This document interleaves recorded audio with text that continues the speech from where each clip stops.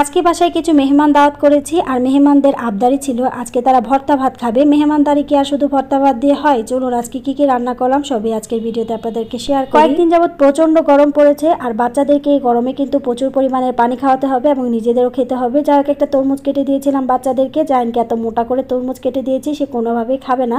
বললাম ছোটবেলা আমরা এভাবে খেতাম, একবার খেয়ে দেখো, অনেক ভালো লাগবে। আজকে যেহেতু রান্না বান্না একটু বেশি, তাই সকাল সকালে রান্নাঘরে চলে গিয়েছি। এখানে আলু সেদ্ধ বসিয়েছিলাম আগে থেকে, আজকে খোসা সহ আলু ভর্তা করব। পাশেই প্রেসার কুকারে আমি গরুর ভুঁড়ি সিদ্ধ বসিয়েছি, সেটা হয়ে গেছে। এটা এখন ভালো করে ভেজে নেব। গরুর ভুঁড়িতে অল্প একটু আলু কুচি করে দিয়েছি যাতে করে এটা খেতে একটু সফট হয়, ভালো লাগে খেতে।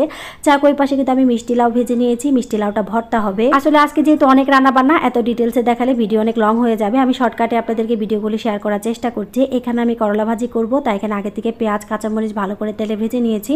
তারপরে করলাটা দিয়ে এখানে হালকা একটু হলুদ আর লবণ দিয়ে ভালো করে ভেজে নেব। করলা ভাজি কিন্তু আসলে অল্প একটু ভাজলেই ভালো হয়, বেশি করে ভেজেছিলাম একটু নরম হয়ে গিয়েছিল। যাই হোক, এখানে আমি কিন্তু একটু চিকেন রান্না করে নেব। বাচ্চারা করলা ভাজি খাবে না, ভর্তা ভাতও খাবে না, তাই তাদের জন্য একটু চিকেন রান্না করেছি। আর এখানে কিন্তু মশলাটা ভালো করে কষিয়ে তারপর এখানে চিকেনটা দিয়ে দিব। আমি ডিসিশনটা আসলে হুট করে নেওয়া হয়েছিল, যার জন্য হাতের কাছে যা ছিল তাই রান্না করেছি। যাই হোক, এখানে তাড়াহুড়া করে সবকিছু করেছি। এখানে চিকেনটা আমি ভালো করে এখন কষিয়ে নেব।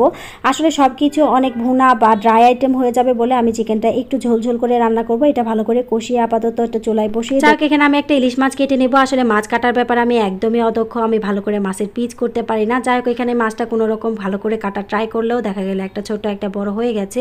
মাছটা করে কেটে এখানে একটু হলুদ আর মরিচ দিয়ে ভালো করে মেখে রেখেছি। এটা ভুনা করব। এখানে কড়াই বেশ খানিকটা তেল দিয়ে একটু পেঁয়াজ বেশি করে দিয়েছি, কারণ ভুনা ভুনা হবে যেহেতু একটু পেঁয়াজটা বেশি করে দিতে হবে। এখানে হলুদ মরিচ ধনিয়া দিব, আর কোনো মশলাই ব্যবহার করব না, কারণ ইলিশ মাছে কিন্তু বেশি মশলা ব্যবহার করলে খেতে একদমই ভালো লাগবে না। আমি সবসময় ইলিশ মাছে অল্প তেল ব্যবহার করি, অল্প মশলা ব্যবহার করি, আর এটা খেতে কিন্তু অনেক বেশি মজার হয়। যাই হোক, এখানে কিন্তু আমি মাছগুলো এখন দিয়ে দিব, দিয়ে এটা ভালো করে এখন রান্না করে নেব।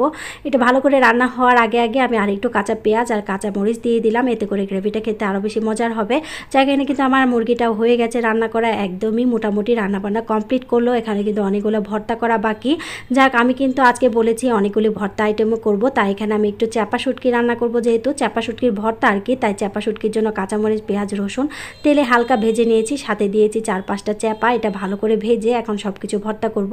আলুটা আগে থেকে সেদ্ধ করে নিয়েছিলাম, সেটা তো আপনাদের সাথে শেয়ারই করেছি। এটা আলুটা ভর্তা করে দিয়েছি, সাথে এখানে মিষ্টি লাউ ভর্তা করব। মিষ্টি লাউটা আগে থেকে ভালো করে ভেজে নিয়েছিলাম, একদম সুন্দর করে ভেজে এখানে কাঁচা পেঁয়াজ আর এখানে শুকনো মরিচ দিয়ে আর একটু সরিষার তেল দিয়ে একটু ধনিয়া পাতাও দিয়েছিলাম। এই ভর্তাটা খেতে কিন্তু অনেক বেশি মজার হয়, আমার কাছে ভালো লাগে। তারপর এখানে চাপা শুটকিটার ভর্তা করে নেব শেষমেশ। এখানে অনেকগুলি কাঁচামরিচ ব্যবহার করেছিলাম, একটু ঝাল ঝাল করে খাবো তাই। যাই হোক, আসলে ভর্তা বাড়তিতে ভর্তা মানে একটু মরিচ কম হলে কিন্তু খেতে ভালো লাগে না। যাক, অবশেষে সব কিছু রান্নাবান্না শেষ করেছি। আজকে ভিডিওটা আপনাদেরকে অল্প স্বল্প শেয়ার করার ট্রাই করেছি, আপনাদেরকে দেখানোর ট্রাই করেছি। কেমন লাগলো ভিডিওটা অবশ্যই জানাবেন। সবাই ভালো থাকবেন, সুস্থ থাকবেন। আল্লাহ হাফেজ।